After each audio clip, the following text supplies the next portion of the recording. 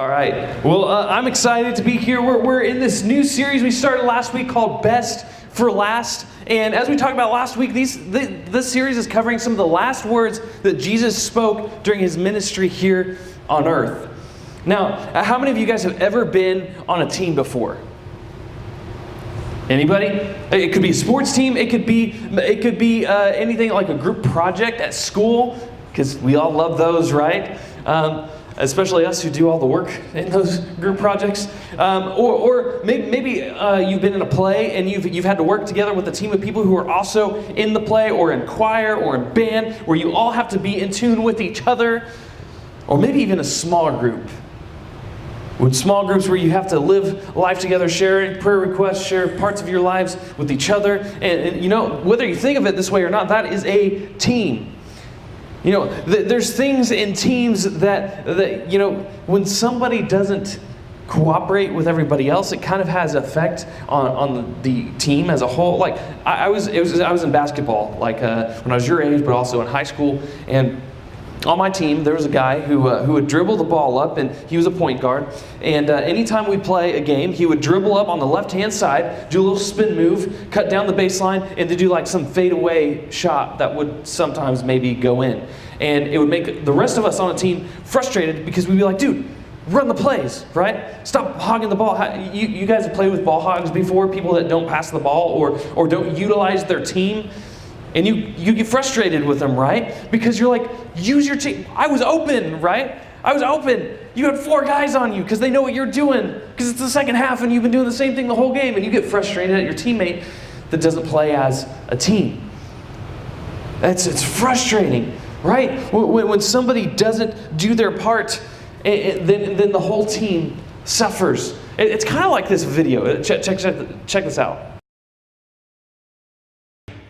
So I trimmed it there because I didn't want to, waste 3 minutes of your life with that. But if you watch the rest of that video on YouTube, that zooms out and you see that like she's the only person in that whole group of girls that is doing her own thing and is not in sync with everybody else, And all it takes is one person, right?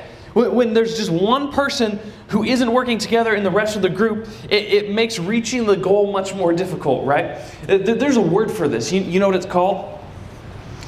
It's called disunity, right? And it may sound familiar because you know the word unity or united, when you are joined together with someone, just kind of like the word agreement. When you throw a dis in front of it, you're dissing somebody else's agreement, so you're disagreeing. Your disunity is the opposite of unity. It's like ununitedness. Like you get what I'm saying. It's disunity, right? When you're disunified with your team, it looks bad on the entire team, right? The whole team suffers. And here's the reality. Anytime there is disunity in a group, it causes division. And you guys know this because you've seen it. Maybe it's happened in your family. There's been some disunity and it has caused some tension. Maybe you see it in your friendships. And maybe the rest of your friends were invited in a group text that you were excluded from. Or maybe it happened, in the game, just like I mentioned before in my example. Or maybe it happened in play practice because the one person who only has 2 lines refuses to memorize them, and it reflects poorly on the whole team trying to do this play together. When one person is out of sync with everybody else, it causes division in the group. Disunity. It's not a fun thing to be a part of. It's not a fun thing to watch. It's not fun just in general. Disunity causes division. It's difficult. It's hard. When there's disagreement and conflict within a group, disunity will win. If we're not careful, disunity can change the whole thing. The mood, the setting, the team, the cooperation, and even the goals. Disunity is a powerful force. But likewise, unity also is a powerful force. And when a team is unified, when a team is, I just watched how many of you guys have brackets in March Madness right now? My bracket's not great. I'm like at 60%. And so I was watching, I voted for an underdog, right? I wanted Maryland to take out LSU, but it didn't happen, right? But Maryland played better as a team. They were a younger team, and they pulled their resources together and they cooperated. They ran the plays. They ran LSU out defensively because LSU got a little cocky in the first half. So Maryland, when they worked as a team, they were able to inch their way back into the game and gave them a run for their money. It was almost an upset up until that last second shot. Stinking LSU. Anyway, I'm not bitter. So when you pull together as a team, it makes a difference. You can win. You can achieve your goals. And when Jesus was in his ministry here on earth, he went to some of the last words that we see of Jesus in the Gospels. Or it's in the night of the Last Supper. Jesus just met with his disciples. He's told them that they're going to betray him. He's told them what's going to happen after he dies and comes back to life, but they don't know what he's talking about. And then they go off and he's like, hey, join me in the Garden of Gethsemane and we're going to pray together. And this is, I want you to turn to your neighbor right now and say, if you could pray for anything, what would it be? Turn to your neighbor and tell them, if you could pray for anything, what would it be? Go.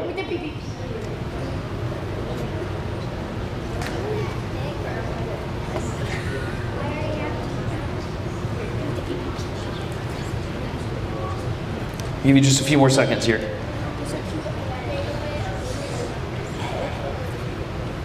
All right, what are some of the things you said? Shout them out. Shout them out. School what? Okay, yeah. A pig. Like Babe. Nice. Nobody would ever get sick. That nobody would ever get sick. That's a good one. No, I like Yeah? no bullies. That's not a very good prayer. I think half the room would disagree with you. Oh, no bullies. Oh, I thought you said no boys. Okay, no bullies. That's good. I like that one. That's a much better one. Let's go with that. Yeah. No cancer. Yeah.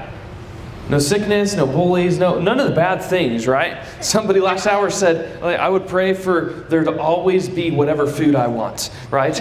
And I said that was a pretty good one. It sounds still pretty good right now. So Jesus, he comes to the Garden of Gethsemane, and this is the last night before his death. And he could pray for anything, but this is what Jesus prays for. This is in John chapter 17, verse 20. He says, I'm praying not only for these disciples, his 12 disciples, right? But also for all who will ever believe in me through their message.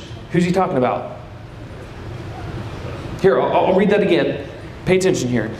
I'm praying not only for these disciples, but also for all who will ever believe in me through their message.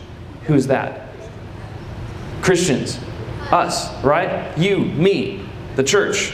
All those who believe in Jesus' message, right?